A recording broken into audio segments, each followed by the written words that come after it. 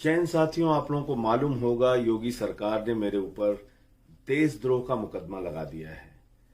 अब ये देशद्रोह का मुकदमा क्यों लगाया गया, आप सब लोग भली भांति जानते हैं। पिछले 3-4 महीनों से मैं लगातार उत्तर प्रदेश में आम आदमी पार्टी के साथियों के साथ मिलकर, कार्यकर्ताओं के साथ मिलकर तमाम वो जनहित के मुद्दे उठाने की कोशिश कर रहा हूं।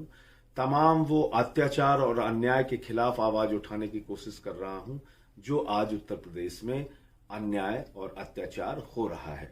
हत्याओं का जो सिलसिला लगातार चल रहा है और समुदाय विशेष को टारगेट करके जो हत्याएं हो रही हैं, इसके खिलाफ मैं लगातार बोलता रहा। मैंने ब्राह्मण समाज में हो रही हत्याओं के खिलाफ बोला। आपको याद होगा जब प्रभात मिश्रा जो 12वीं में पढ़ने वाला छात्र था जिसकी इनकाउंटर करके हत्या कर दी गई, उसका मामला मैंने उठाया। खुशी दुबे जो 2 दिन की विवाहिता थी, उसको अब तक जेल में सड़ाया जा रहा है, उसका मामला मैंने उठाया। 4 वैद्य परिवार के, 4 ब्राह्मण परिवार के लोग प्रयागराज में उनका गला काट के हत्या कर दी गई, उनका मामला उठाया। पत्रकार विक्रम जोशी जी की जब हत्या हुई गाजियाबाद में, तो उनके परिवार से भी मैं मिलने गया। और 3 बार के लोकप्रिय विधायक निर्वेंद्र मिश्रा जी की जब हत्या हुई तो उनके परिवार से भी मैं मिलने गया। और जब मैं वहां से वापस लौट रहा था तो आपको याद होगा पुलिस वालों ने मुझे सीतापुर में डिटेन भी किया। तो ये जो तमाम घटनाएं उत्तर प्रदेश में हो रही थी, इनको लेके मैंने कहा कि ब्राह्मण समाज की हत्याएं हो रही हैं उत्तर प्रदेश में और इसको सरकार को रोकना चाहिए। व्यापारी एक इंद्रकांत त्रिपाठी महोबा में थे जिनसे 6 लाख की रंगदारी एसपी मांगता है, पाटीदार, और वो एसपी आज तक खुलेआम घूम रहा है। इंद्रकांत त्रिपाठी 6 लाख की रंगदारी नहीं दे पाते हैं तो उनकी हत्या करा दी जाती है। आप बताइए, इन सवालों पे मुझे बोलना चाहिए या नहीं बोलना चाहिए? एक दलित युवक मोहित कुमार को 5 दिनों तक, जो रिक्शा चलाने वाला लालगंज का एक दलित युवक था, उसको 5 दिनों तक थाने में रख के बर्बरतापूर्वक पीटा गया, मारा गया और उसकी हत्या हो गई। मैं उनके परिवार से भी मिलने गया, उनके गांव गया। आप बताइए कि ये मामले उठाने चाहिए या नहीं उठाने चाहिए? लखीमपुर खीरी में एक दलित परिवार की बच्ची के साथ बलात्कार करके उसकी हत्या कर दी गई, उसका शरीर छत विछत कर दिया गया। बलिया में एक राजभर लड़के को इतना बुरी तरीके से मारा, उसको मार मार के अधमरा कर दिया गया। तो ये तमाम मामले जो घटित हुए, जौनपुर में एक दलित बच्ची के साथ बलात्कार का मामला हुआ, मैं उनके परिवार से मिलने गया और बहुत दुख के साथ आपको बताना पड़ रहा है, जब उसकी मां से लोगों ने मिलवाया तो उसके मुंह में आवाज नहीं थी, वो बोल नहीं सकती, अपनी पीड़ा भी किसी को नहीं बता सकती। तो ऐसी ऐसी घटनाएं उत्तर प्रदेश में, नृशंस हत्याएं, बलात्कार की घटनाएं, अलग अलग समाज के लोगों को टारगेट करना। 8 पुलिस वालों की हत्या हुई, 8 पुलिस वालों को एक मुठभेड़ में वो मारे गए, तो उनके सभी परिवारों से मैं मिलने गया।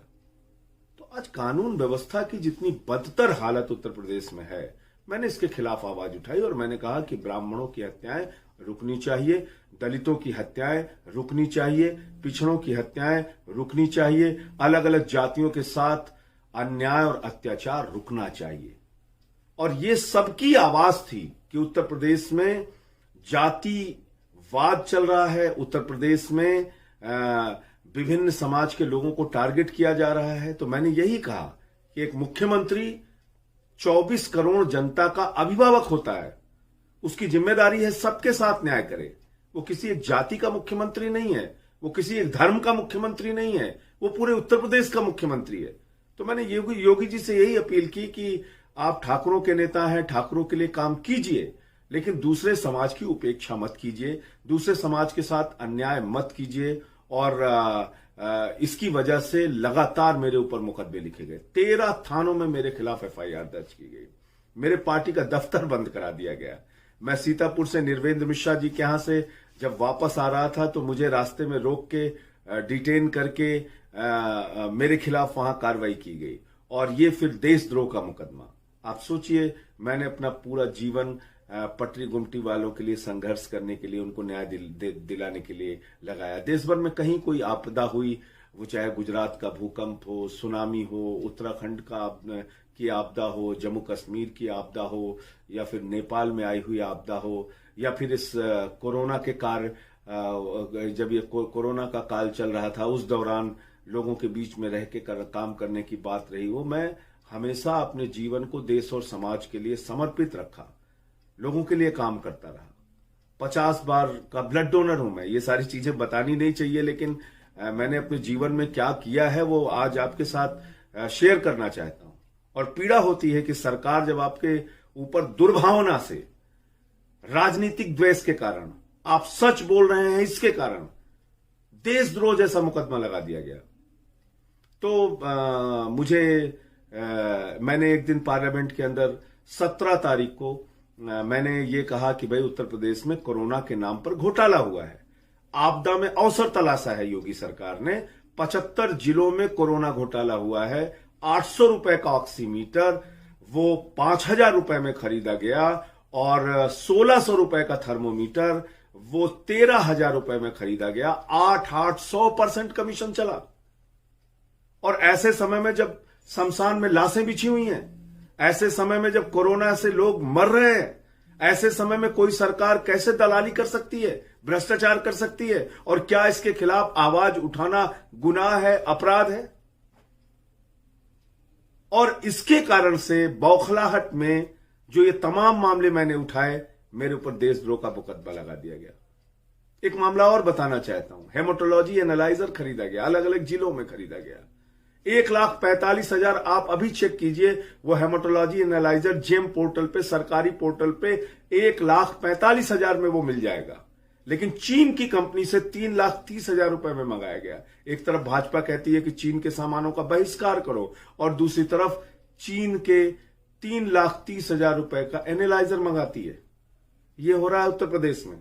इस भ्रष्टाचार के खिलाफ मैंने पार्लियामेंट में आवाज लगाई, तो उसी दिन शाम को 17 तारीख को मुझे नोटिस दे दिया गया और कहा गया कि 20 तारीख को आप देशद्रोह के मामले में हजरतगंज के थाने में मौजूद रहिए। और तब मैंने दूसरे दिन प्रेस कॉन्फ्रेंस करके कहा, पार्लियामेंट में भी कहा, और मुझे खुशी है 12 राजनीतिक दलों के 37 सांसदों ने, उत्तर पश्चिम, पूरब पश्चिम, उत्तर दक्षिण, सब जगहों के लोगों ने, सभी सांसदों ने मेरा साथ दिया और हस्ताक्षर करके सभापति जी से कहा कि ये तो गलत है। ऐसे एक देश के सर्वोच्च सदन के सदस्य के खिलाफ देशद्रोह का मुकदमा कैसे हो सकता है? तो सर्वे एक कराया था मैंने, उसको आधार बनाया गया कि साहब आप जातिगत सर्वे करा रहे हैं, ये देशद्रोह है। आप मुझे बताइए, मैंने उस सर्वे में पूछा कि भाई योगी सरकार जातिवादी है या नहीं है? अगर आपको लगता है जातिवादी है तो 1 दबाएं, जातिवादी नहीं है तो 2 दबाएं। ये देशद्रोह कैसे हो गया जब मैं उसमें दोनों ऑप्शन दे रहा हूं? तो मुझे लगता है कि इस प्रकार से जो कार्रवाइयां की जा रही हैं योगी सरकार के द्वारा, ये बौखलाहट में, राजनीतिक द्वेष के कारण, राजनीतिक दुर्भावना के कारण की जा रही हैं। और इसके खिलाफ मैंने जब ये कहा कि मैं 20 तारीख को आकर गिरफ्तारी दूंगा, सदन में भी मैं मामला उठाया, तो आज योगी सरकार ने चिट्ठी भेजी मुझे, वहां के थानेदार ने चिट्ठी भेजी कि नहीं साहब, सदन चल रहा है, अब आपको आने की जरूरत नहीं है, अब आप सत्र जब खत्म हो जाए तो उसके 2 दिन बाद आइएगा। तो 17 तारीख को आप नोटिस थमा रहे हैं योगी जी, तब आपको पता नहीं है क्या कि सत्र चल रहा है, तब आपको पता नहीं है कि सदन चल रहा है, तब आपको पता नहीं है कि देश की संसद चल रही है। और जब देश की संसद चल रही होती है तो सरकारी विभाग का भी कोई कार्यक्रम होता है तो अधिकारी उसे टाल देते हैं कि नहीं, बाद में इस कार्यक्रम में सांसद हिस्सा ले पाएंगे।